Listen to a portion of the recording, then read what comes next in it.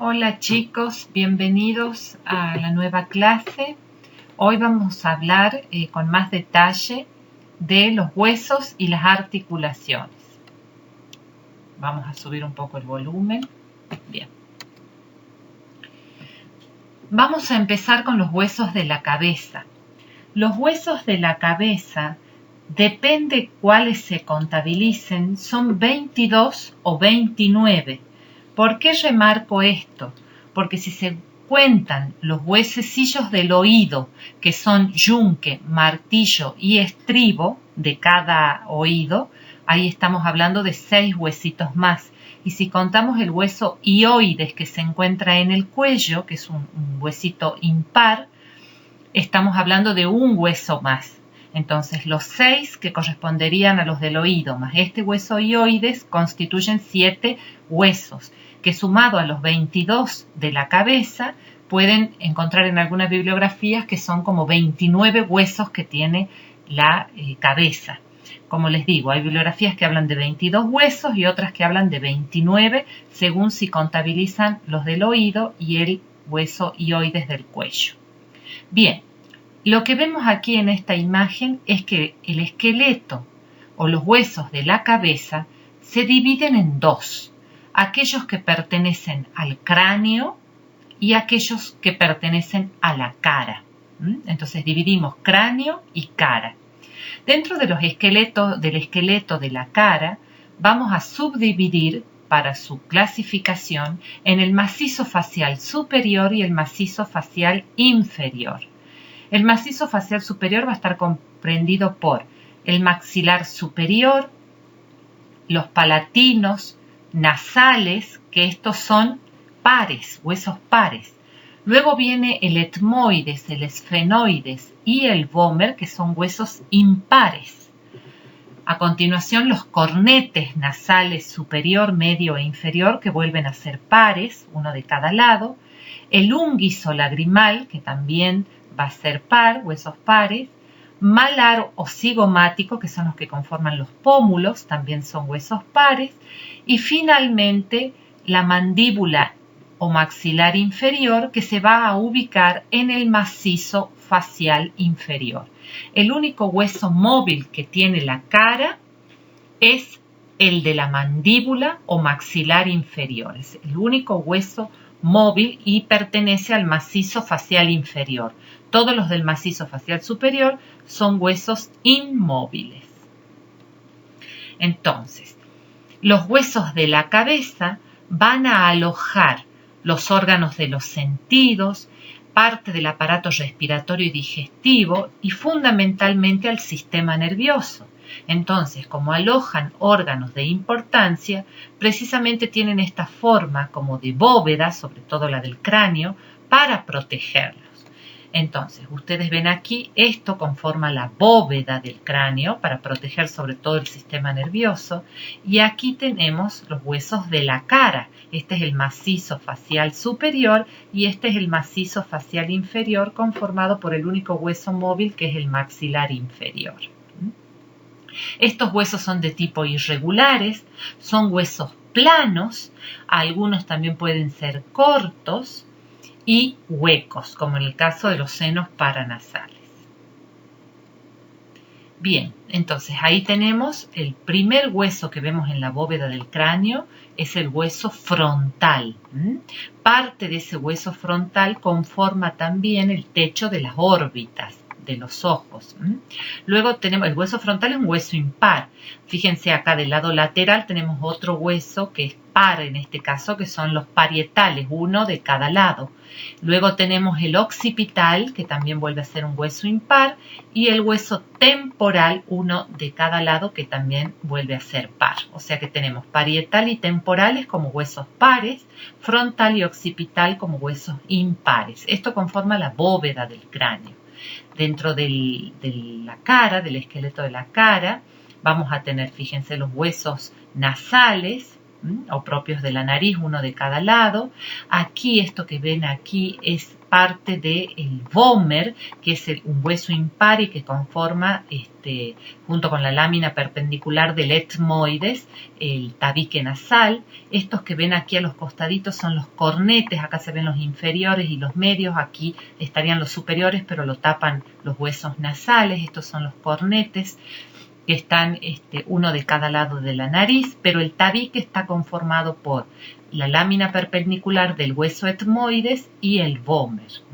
Aquí tenemos los maxilares superiores e inferiores, que son pares, mientras que el maxilar inferior o mandíbula es un único hueso, es impar, el único hueso móvil que conforma el macizo facial inferior.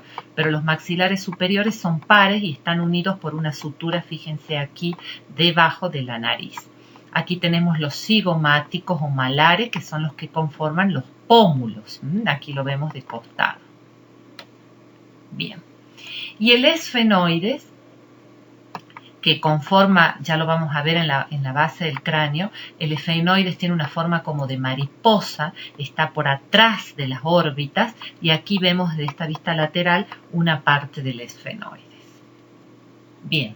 Entonces acá tenemos la imagen del frontal y del occipital, que son los huesos impares del cráneo. Fíjense, como les decía, que el frontal conforma el techo de las órbitas y el occipital tiene este orificio, que es el agujero occipital, por donde va a continuar la columna vertebral con la médula espinal. Aquí tenemos los parietales y los temporales, que estos son huesos pares, parietal y temporal en relación con el conducto auditivo, el temporal, ¿sí? La zona del oído.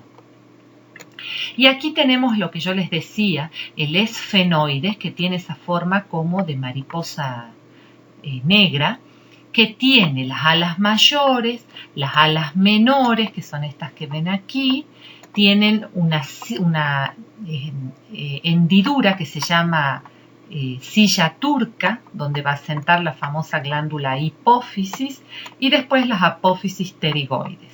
Este hueso se lo ve mejor en la base del cráneo, es decir, cuando damos vuelta el cráneo para observarlo, pero como les dije, conformaba la parte posterior de las órbitas y en esta vista de perfil se lo identifica en parte. Estas serían las alas mayores, parte de las alas mayores del esfenoides. Entonces, ahí lo tenemos, al etmoides y al esfenoides dentro de la base del cráneo. Fíjense, el etmoide tiene esta lámina, que era la lámina perpendicular del etmoide, que junto con el vómer, que lo ven acá como de rosado, conforma el tabique nasal. Esta es la apófisis cresta de gallo o crista galli. Aquí tenemos los senos etmoidales, uno de los lugares junto con los senos frontales donde se llenan de moco en el caso de la sinusitis. Aquí tenemos, esto es etmoides, lo que estoy señalando acá es etmoides, la apófisis crista galli, la lámina perpendicular del etmoides y las masas laterales con los senos etmoidales. Tiene como una forma de balanza, si se quiere. Mientras que lo que ven en gris o en celeste, como mariposa, esto conforma el esfenoides, donde arriba estaría la silla turca y aquí, como les decía, conforman la parte posterior de las órbitas. Bien, ahí nuevamente el etmoides, la apófisis crista de Galli, la lámina perpendicular y las masas laterales. Aquí tenemos el frontal visto desde arriba y como si sacaríamos la tapa del cráneo y lo diéramos vuelta, lo vemos aquí justamente con todas las impresiones que hacen los vasos sanguíneos que rodean a las meninges, que es una membrana que cubre el encéfalo. Bien. Perfecto. Aquí vemos la base del cráneo, lo que les decía.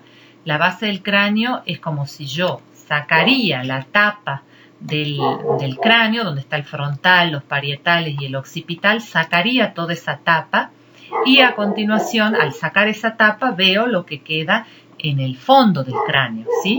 Entonces, esto es lo que se llama la base del cráneo. Y en esta base del cráneo vamos a ver acá, Fíjense, el etmoides, esa es la apófisis cresta de gallo del etmoides, y esto que ven acá como mariposa es el esfenoides.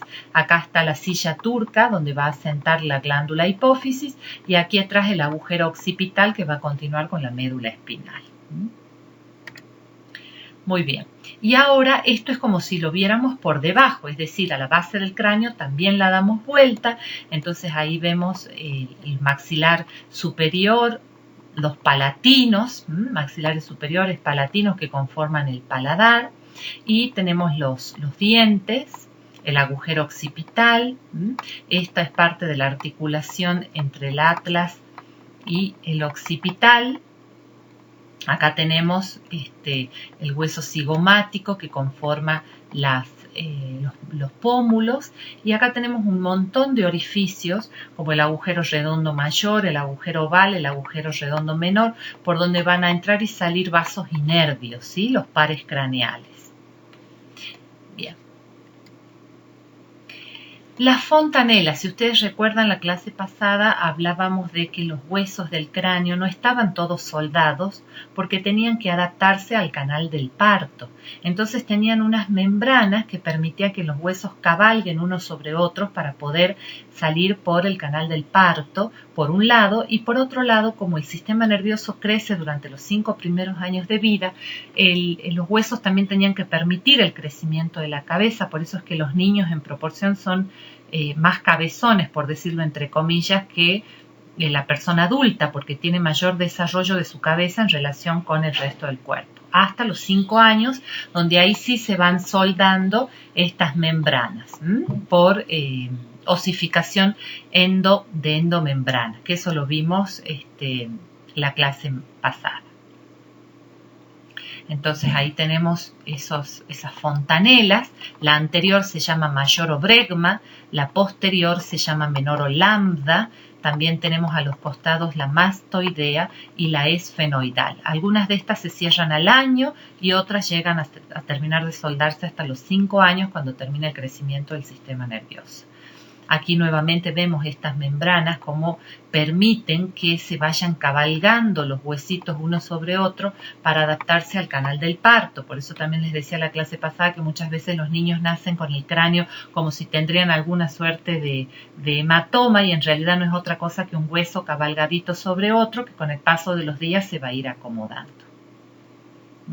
Los huesos del oído, que tienen el nombre que tienen por la forma precisamente, martillo, porque tiene forma de martillo, yunque y estribo, ¿sí? Estos 3 huesitos, uno de cada lado, tienen que ver con la audición, su movimiento permite la audición, y cuando son contabilizados junto con el hueso hioides, hacen que ciertas bibliografías digan que la cabeza tiene 29 huesos. Cuando no son contabilizados y el hioides tampoco, se dice que el cráneo y la cara tienen en total 22 huesos. Ahí lo tenemos al oído, la parte interna del oído, donde vemos precisamente los huesitos, yunque, martillo y estribo, que permiten el movimiento de la membrana del tímpano para que lleguen las ondas auditivas a la cóclea, que es la zona sensorial que capta la audición. Bien, los cornetes nasales habíamos visto hace rato en la imagen, esos huesecitos que estaban a los costados de la nariz. ¿Para qué sirven los huesecitos? Para que se repliegue la mucosa nasal, eso lo vamos a ver cuando veamos aparato respiratorio. Ese repliegue de la mucosa nasal entre los huesitos tiene el nombre de meato, y lo que permite ese repliegue es que el aire, al ingresar por la nariz, haga una suerte de remolino dentro de esta mucosa para purificarse, limpiarse y calentarse antes de seguir por el resto de las vías aéreas. Bien. Pasamos entonces de la cabeza al cuello, donde el único hueso que existe es el hioides, y luego al tórax, yendo de arriba hacia abajo. En el tórax, si nos paramos y lo vemos desde una visión anterior, el primer hueso que vamos a identificar es el esternón, que está en el medio del tórax, ¿sí? Ese esternón tiene una región llamada manubrio, otra llamada cuerpo y una pequeña que se llama apéndice sifoides.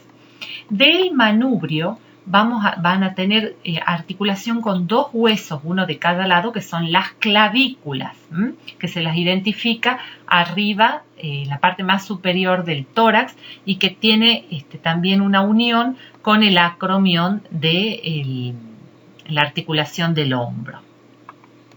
Luego tenemos la parrilla costal, tenemos 12 huesos planos que son las costillas. Adelante tenemos el cartílago que une esas costillas con el esternón. Fíjense que dentro de estas costillas algunas van directamente al esternón y otras se fusionan entre esos cartílagos para llegar, y finalmente hay unas que no tienen el cartílago, que son las costillas flotantes. Si lo vemos al tórax desde una visión posterior, ¿qué es lo que vamos a ver? Las vértebras torácicas, que son 12 vértebras torácicas también, y el omóplato, que son los huesos que están detrás, que se van a articular con el húmero y con la clavícula, conformando la articulación del hombro. Bien. Aquí tenemos esa parte posterior, donde en la columna vertebral lo que estamos viendo es la médula espinal. La médula espinal va a ir recorriendo a lo largo de la columna cervical en el cuello. Eso, perdón, que no les mencioné, hace rato les dije que el único hueso que tenemos en el cuello es el hioides, es efectivamente sí en la cara anterior, pero en la cara posterior del cuello tenemos la columna vertebral cervical. Luego tenemos son 7 las vértebras cervicales, 12 las vértebras torácicas, luego vienen 5 las lumbares, 5 las sacrococcígeas, ¿sí? En el interior de esta columna vertebral tenemos la médula espinal. Y la médula espinal termina en lo que se llama la cola de caballo, a la altura de la segunda o cuarta vértebra lumbar, que es lo que estamos viendo acá. Y eso es importante saber, porque a la hora de hacer una punción lumbar para obtener líquido cefalorraquídeo hay que tener bien en cuenta la anatomía y saber que la punción debe ser hecha entre la segunda y la cuarta vértebra lumbar, que es la zona donde no tengo médula espinal, porque si yo haría la punción en esta zona donde tengo médula espinal, puedo dejar un daño irreversible a la persona, desde no poder caminar u otro daño, ¿sí? Ahí tienen justamente cómo se hace una punción lumbar para obtener el líquido cefalorraquídeo entre la segunda y la cuarta vértebras lumbares. ¿Cómo identifico yo esto? Buscando lo que se llama, todavía no hemos visto los huesos de la pelvis, pero en la parte de la pelvis tenemos estos huesos que son los coxales o ilíacos, que son los que están a cada costado de la pelvis, que luego van a hacer articulación también con el fémur, de los miembros inferiores, y este es el sacro y coxis. Entonces yo, buscando la parte superior de ese hueso coxal o ilíaco, voy a entender que ahí está, a esa zona, la cuarta vértebra lumbar.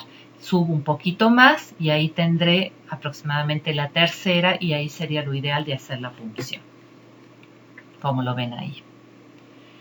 Bien, vamos a la extremidad superior, los huesos de la extremidad superior, donde tenemos la clavícula, que se la observa mejor en una vista de frente, el omóplato, que se lo observa mejor desde la espalda. Fíjense que acá tenemos la articulación del hombro o de la escápula superior, que es la articulación escápulo-humeral, porque precisamente es entre el omóplato, que también se lo conoce como escápula, y el húmero, por eso es escápulo-humeral. Y aquí tengo el acromion, que es quien articula con la clavícula.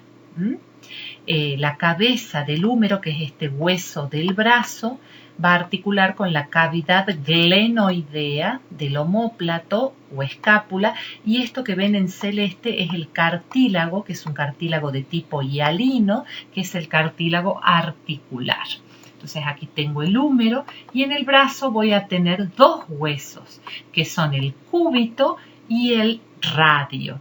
Si nosotros tenemos la mano en supinación, es decir, con el pulgar hacia afuera, vamos a identificar los huesos, que son el cúbito, que tiene esta forma como de boca de serpiente abierta, y el radio tiene esta forma más redondita. El radio, la actitud de supinación de la mano, el radio es el que queda hacia el lado del pulgar y el cúbito el que queda hacia adentro, hacia el quinto dedo, mirando hacia el quinto dedo, o meñique. Luego vemos los huesos del carpo. Recuerden ustedes que los huesos del carpo eran huesos cortos, mientras que estos otros eran huesos largos. El omóplato era un hueso plano, la clavícula era un hueso largo, el húmero un hueso largo, cúbito y radio hueso largo. Estos son huesos cortos, y luego vienen el metacarpo, que vuelven a ser huesos largos por más que sean pequeños, y las falanges. Las falanges son tres, que es la falange proximal, la falange media y la falange distal. También se las conoce como falange, falangina y falangeta. La falangeta es la que tiene las uñas, y la única que tiene dos falanges es el pulgar, que tiene falangina y falangeta. Perdón, falange y falangeta, le falta la falangina o la falange del medio. Por eso tiene solamente dos falanges el pulgar, mientras que el resto de los dedos tiene tres. ¿Por qué tenemos esta situación? Porque el pulgar es más corto, porque eso permite el poder agarrar determinadas cosas como una pinza, aproximar el pulgar a las otras falanges o dedos como pinza, que eso solamente lo puede hacer el ser humano y algunos monos. Bien, entonces aquí nuevamente tengo yo la escápula u omóplato, donde se ve detrás el acromión, que es el que va a articular con la clavícula. Acá tengo la clavícula. Nuevamente la clavícula, la escápula con esa cavidad glenoidea, que es la que se va a articular con la cabeza del húmero. Nuevamente el acromión, que se articula con la clavícula, lo mismo, de una vista lateral. Y ahí tengo la articulación escápulo-humeral. Esta es una radiografía donde se ve la escápula u omóplato, ahí se ve la clavícula, ahí está el acromión, y aquí tengo la cabeza del húmero. Recuerden ustedes que los huesos largos tenían en su interior hueso esponjoso y externamente el hueso compacto. Aquí tengo el cartílago, que les decía que es el cartílago hialino, el cartílago articular, que lo que hace este cartílago es que no se desgasten las superficies óseas. Y luego tengo toda una serie de ligamentos que fijan la articulación en su domicilio. Si les llegan a preguntar qué es una luxación precisamente es la pérdida de domicilio de una articulación. Por ejemplo, cuando un jugador de fútbol con un hombrazo o una persona que cae con el hombro, muchas veces lo que ocurre es que la cabeza del húmero es desplazada de su articulación. Eso genera mucho dolor por contractura muscular y rápidamente debe volver a su domicilio. ¿Por qué?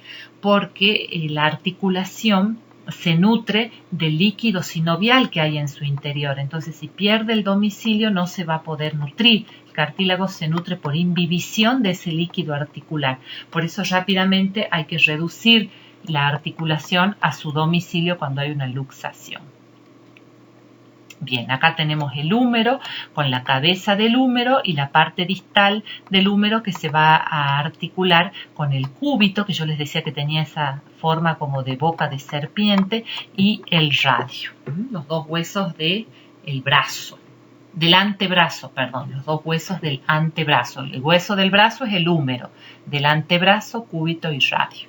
Nuevamente aquí tenemos la cabeza del húmero, esto se articula con la cavidad glenoidea del omóplato, en la epífisis proximal, y la epífisis distal con el cúbito y con el radio. Bien, aquí tenemos el cúbito. ¿Cómo me doy cuenta? Porque tiene esa forma como de serpiente, con esta estructura que se llama olecranon. Y aquí tengo el radio, que se va a articular con el húmero arriba y con los huesos del carpo en su extremo distal. Aquí tenemos una vista anterior de la articulación del codo, donde tengo el radio, tengo el cúbito y tengo epífisis distal del húmero. Hay unas estructuras que no les mencioné aquí, que son la epitróclea y la tróclea, que son precisamente las que van a articularse después con la epitróclea con el cúbito y la tróclea con el radio. Y aquí tienen la imagen con la superficie articular de cartílago hialino del codo. Luego viene la mano, donde tenemos los huesos del carpo, que son huesos cortos, los metacarpos, que son huesos largos, y las falanges, lo que yo les decía, el pulgar tiene solo 2 falanges, la proximal y la distal, le falta la media, mientras que los otros tienen 3 falanges, falange, falangina y falangeta, o falange proximal, media y distal, ¿sí? Todas tienen su cartílago articular, fíjense ustedes, toda articulación tiene su cartílago articular. Aquí tenemos la cara palmar, es decir, viendo desde la planta, desde la palma, viendo desde la palma de la mano, los huesos que van a ser de la muñeca o del carpo, metacarpo y las falanges. Y esa es la cara dorsal, es decir, viéndola desde arriba. Vamos a las extremidades inferiores. Recordemos que el ser humano tiene una posición bípeda, es decir, de pie, parado en dos miembros, no en 4 como los cuadrúpedos, ¿sí? Nosotros somos bípedos, es decir, estamos parados en 2 de los 4 miembros. Eso permite poder deambular y sostenerse, ¿sí? Sostienen la deambulación. Lo que más nos da seguridad en esta posición de bipedestación es la cintura pélvica, es decir, los huesos de la pelvis es lo que nos permite sostener el resto del cuerpo y poder deambular o moverse. Entonces, en la posición erecta lo que hace es librar los miembros anteriores o los miembros superiores para poder usarlos en otros menesteres. Y por otro lado, repartir el peso equitativamente para poder realizar los movimientos. Entonces los miembros inferiores siempre van a ser más robustos, van a ser de huesos más gruesos, de mayor musculatura, porque precisamente tienen que sostener al resto del cuerpo. Entonces la cortical ósea va a ser más gruesa, vamos a tener más hueso compacto en los miembros inferiores que en los superiores, las articulaciones más potentes, las superficies articulares más amplias, las cápsulas que rodean esas articulaciones van a ser de tipo fibroso, vamos a tener ligamentos importantes para sostener esas articulaciones y muchas combinación de ejes articulares para poder realizar los movimientos. Entonces aquí tenemos los huesos del miembro inferior. Primero, esto es parte de la pelvis, con los huesos coxales o ilíacos, uno de cada lado, y detrás la columna vertebral sacrocoxigia. Estos son los huesos sacros que se fusionan entre sí y parecen un solo hueso. Y el coxis, que es el famoso huesito de la alegría, que lo tenemos en la parte más inferior de la columna. Fíjense cómo tenemos en el sacro varios orificios por donde van a salir los nervios y los vasos, ¿sí? Acá tenemos el fémur, en lo que es el hueso del muslo, y los huesos de la pierna van a estar conformados por la tibia y el peroné. El fémur es el hueso más grande que tiene el cuerpo humano. Es un hueso importante porque tiene que ejercer mucha fuerza para sostener en bipedestación a la persona. Tenemos la articulación de la rodilla, aquí la articulación coxofemoral o la articulación de la cadera entre el fémur y el hueso coxaloilíaco. Tenemos la articulación coxofemoral de la cadera o de la cintura pélvica. Luego la rodilla, la famosa articulación de la rodilla, es bastante lesionada en los jugadores, sobre todo de fútbol. La articulación del tobillo, acá vamos a tener los huesos del tarso, que son huesos cortos. Luego los metatarsianos y finalmente las falanges, donde vuelve a pasar lo mismo en el dedo hallux o dedo gordo. No se le llama pulgar al miembro inferior, se le llama gordo o hallux con H, hallux. Va a tener solamente 2 falanges, la falange proximal y la falangeta. Le falta la falangina o medial. Bien, aquí tenemos los ejes de alineación. La articulación de la cadera, la rodilla y el tobillo tienen que tener un eje importante para poder desarrollar la marcha. Y aquí tenemos qué pasa cuando, por ejemplo, hay alguna alteración en lo que es la rodilla.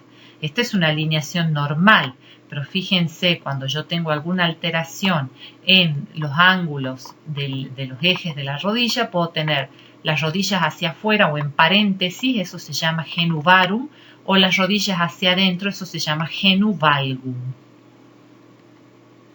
Aquí tengo la cintura pélvica, veo los huesos coxales o ilíacos, uno de cada lado, y el hueso sacro con el coxis, que acuérdense que el sacro es una fusión de 5 vértebras sacras.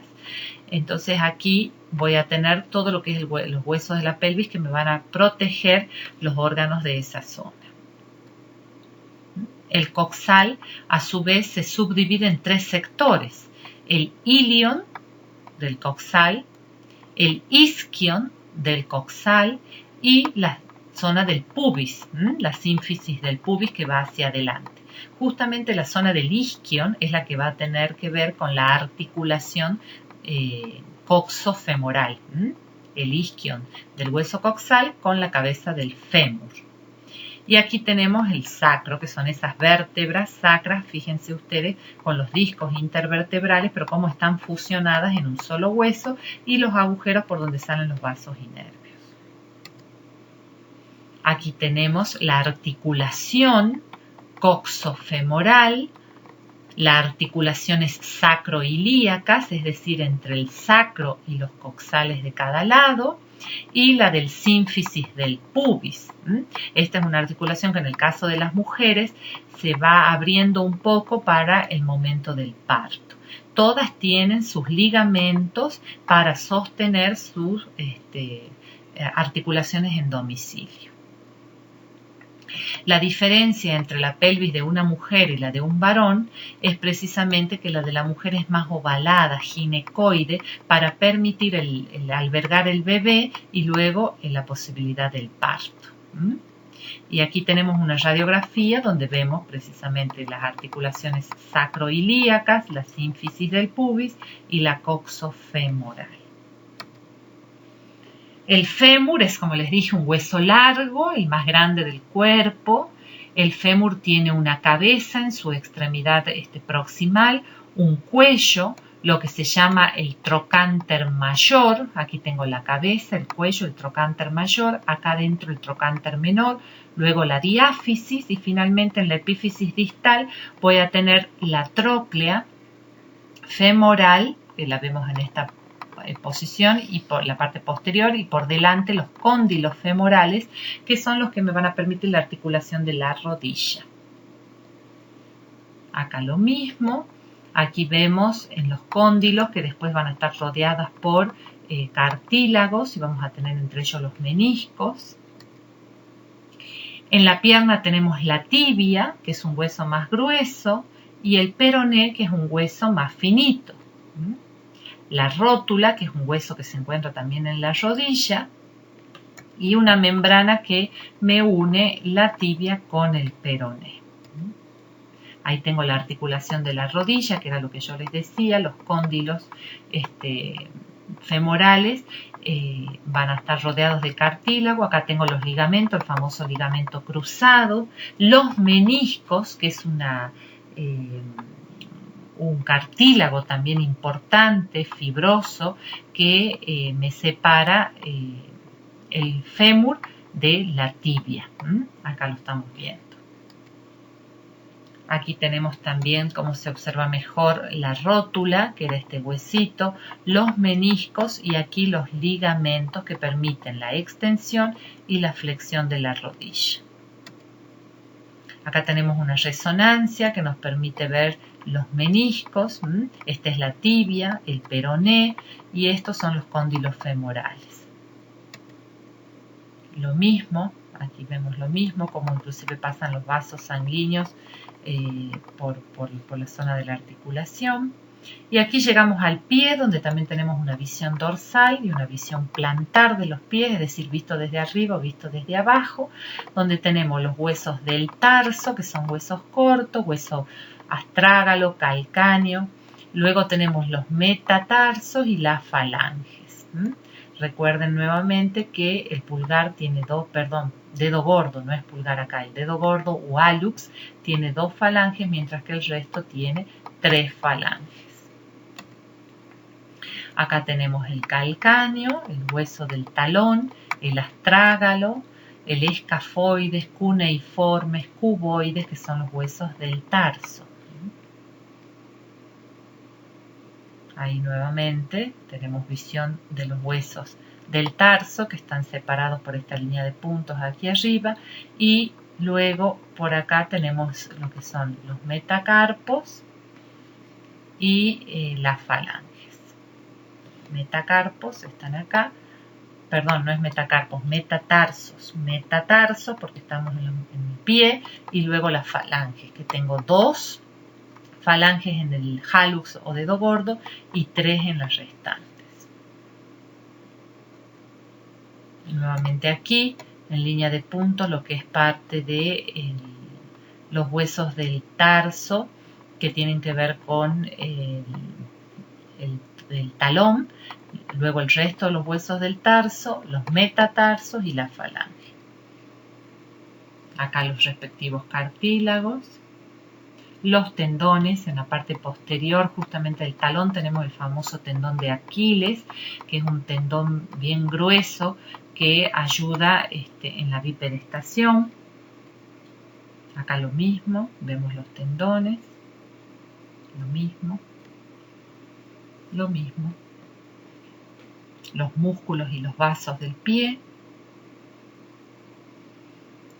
Y la bóveda es lo que nos da el arco plantar, ¿sí? Ese arco debe existir. Si no existe, tenemos el famoso pie plano. Y en realidad debe existir porque es lo que permite el que la persona camine mejor en esta posición de bipedestación. Por eso es importante tener la bóveda o el arco plantar. Vamos ahora a las articulaciones. Dentro de las articulaciones tenemos articulaciones con movimiento, que son las diartrosis, articulaciones con poco movimiento o anfiartrosis y articulaciones sin movimiento o sin artrosis. Vamos con las diartrosis. A su vez, las diartrosis se subdividen en condilia, como la que ocurre entre el radio y el carpo del miembro superior o radiocarpiana, que sería de la muñeca, la artrodia, que es una articulación que se ve en las vértebras, la artrodia, la trocleartrosis entre el húmero y el cúbito, en la articulación del codo, la enartrosis, la coxofemoral y también la del hombro o escápulo humoral. Entonces, la articulación de la cadera o coxofemoral y la del hombro o escápulo humeral son ejemplos de enartrosis. Son las más móviles de todas las articulaciones porque permiten hacer movimientos de aproximación, de distanciamiento de la articulación, de giro de la articulación, eso se llama circunducción, abducción, aducción, flexión, extensión. Por eso son las más móviles de todas, la de la cadera y la del hombro. Luego tenemos la trocoides, como la radiocubital superior, y la de encaje recíproco, como la del trapecio y el primer metacarpiano en lo que es los huesos de la muñeca. Esas son todas subdivisiones de las diartrosis o articulaciones móviles. Aquí tenemos la articulación temporomandibular, que es precisamente una articulación condilia. Acá estaba mencionada la radiocarpiana, pero el otro ejemplo para mencionar de condilia es la temporomandibular, que lo que permite son los movimientos de descenso y elevación de la mandíbula, que es el único hueso móvil de la cara, y también de lateralidad o de antepulsión, es decir, de que la mandíbula vaya hacia adelante, o retropulsión, que vaya para atrás, sobre todo en el acto de masticar. Como esta articulación tiene una cápsula articular y ligamentos débiles, es muy posible la luxación, es decir, la pérdida de domicilio, que genera bastante dolor. Habitualmente a quienes consultan estos pacientes son a los odontólogos, que les dan una placa especial de mordida para que vuelvan a poner su articulación en domicilio. Aquí tenemos la articulación escapulohumeral, que era la que yo les decía que es una de las articulaciones móviles. La articulación escapulohumeral o del hombro. Nuevamente, la escapulohumeral, la articulación del codo, que era una trocleartrosis. Bien. La de la rodilla, la del tobillo. Entonces, las que acabamos de ver son las de las articulaciones con movimiento o diartrosis. Luego siguen las anfiartrosis, que dijimos que son articulaciones semimóviles. Dentro de las anfiartrosis tenemos las verdaderas y las diartroanfiartrosis. Las verdaderas son los cuerpos vertebrales, mientras que la diartroanfiartrosis es la sínfisis del pubis, que únicamente en las mujeres y en el momento del parto se pueden mover un poco. El resto del tiempo no. Por esto se llaman diartroanfiartrosis o anfiartrosis falsa, si se quieren, en contraposición de las verdaderas. Bien, acá nuevamente tenemos las articulaciones de la columna, como habíamos visto hace rato. La de la sínfisis del pubis con las sacroilíacas. Y después tenemos la sinartrosis. Las sinartrosis son las que no tienen nada de movimiento.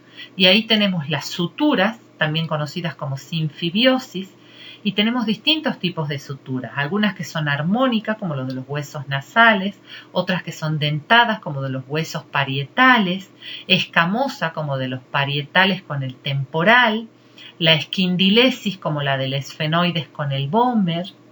También tenemos la sincondrosis, como es la lámina perpendicular del etmoides con el vómer, en lo que conforman el tabique nasal. La sindesmosis, como el interóseo entre el cúbito y el radio. Y la gónfosis, los dientes y el alvéolo dental, es decir, la articulación entre los dientes y los alvéolos dentales en los maxilares superiores e inferiores. Todas estas son ejemplos de sinartrosis, es decir, son articulaciones que no tienen movimiento. Entonces ahí tenemos la sutura, fíjense, la sutura armónica entre los huesos nasales, la gónfosis entre los dientes y los alvéolos dentales, la escamosa que tenemos entre el temporal y el parietal, los interóseos en la articulación radiocubital. Acá tenemos nuevamente la articulación de la rodilla. Y con esto terminamos lo que es huesos y articulaciones.